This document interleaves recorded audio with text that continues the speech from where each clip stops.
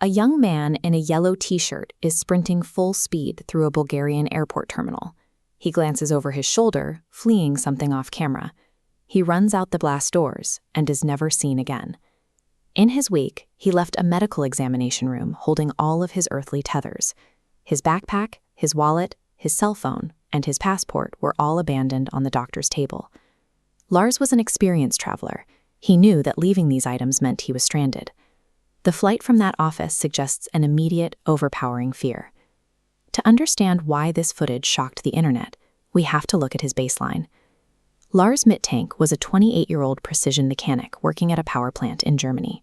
He had a steady job, a tight-knit friend group, and no history of mental illness. On June 30th, 2014, he and his friends flew to Golden Sands, Bulgaria. It's a popular, inexpensive coastal resort town known for heavy drinking and crowded beach parties. For the first few days, Lars acted exactly like a tourist on holiday. He swam at the resort, he went clubbing with his friends, and showed zero signs of distress. That contrast defines the mystery. We're left looking for whatever could have turned a relaxed 28-year-old mechanic into the man seen on that footage, sprinting into the unknown with nothing but the clothes on his back. The dominoes started falling on the night of July 5th. The group was drinking at a local bar, and Lars was wearing a jersey for his favorite football club, Werder Bremen. That jersey sparked a loud, heated argument with another group of German tourists who supported a rival team, Bayern Munich. Friends intervened, and the situation seemed to calm down. But later that night, Lars separated from his friends to get food. When he returned to the hotel the next morning, he claimed he had been jumped and beaten by 4 men. The assault left him with a bruised jaw and a ruptured eardrum. That ruptured eardrum required a visit to a local clinic. The doctor delivered a strict warning. The altitude and cabin pressure of a commercial flight could permanently destroy his hearing. He could not fly. His friends offered to stay, but Lars insisted they fly back to Germany without him. That medical mandate created a dangerous vacuum. Lars was now injured, lacking local language skills, and entirely isolated in a foreign country. Looking for a cheap place to spend the night, Lars checked into the Hotel Color. It was a budget motel located in a rundown neighborhood in the city of Varna. Late that evening, Lars called his mother Sandra. He was whispering. He told her the hotel felt unsafe, and the tone of his voice sent her into an immediate panic. He claimed the rival football fans from the bar had hired local thugs to hunt him down.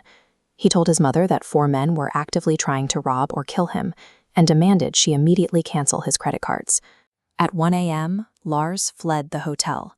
He called Sandra again, whispering that he was hiding somewhere high up in the dark.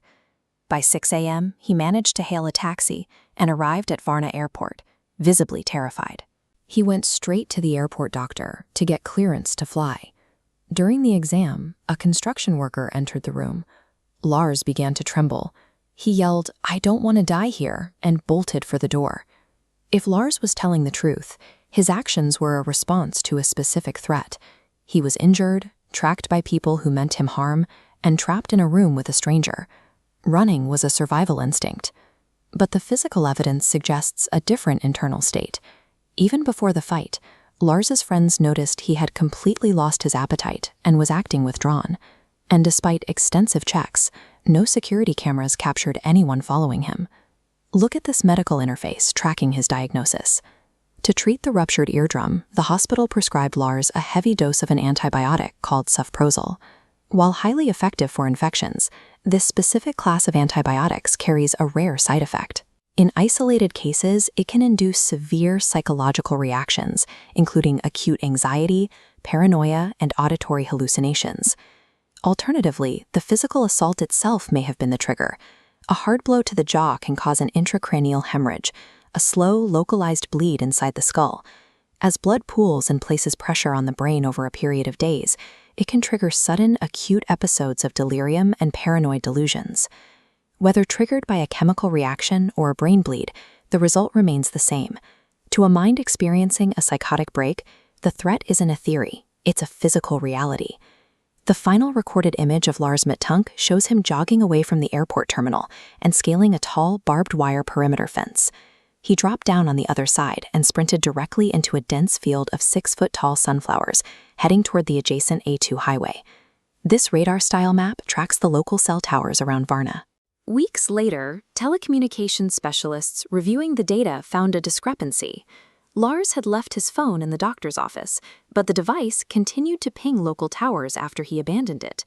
The data logs show brief, erratic movement that does not align with the physical path Lars took through the field. Shortly after, the signal died completely. This anomaly complicates the entire established timeline. It implies that either the phone was picked up by someone else or that Lars continued moving long after he disappeared from the cameras. In the immediate aftermath, Bulgarian police deployed tracker dogs through the brush. The hounds followed Lars's scent straight to the edge of the A2 highway, where the trail went cold. Over the last decade, there have been dozens of unconfirmed sightings. Witnesses claim to have seen a man matching his description wandering the rural Bulgarian roads, hiding in the brush whenever cars drive past. The tragedy of this case lies in how quickly a normal life dissolves. Whether Lars Mittank fell victim to human predators or a catastrophic internal injury, the result is the same. A man stepped out of the camera's frame and simply ceased to exist.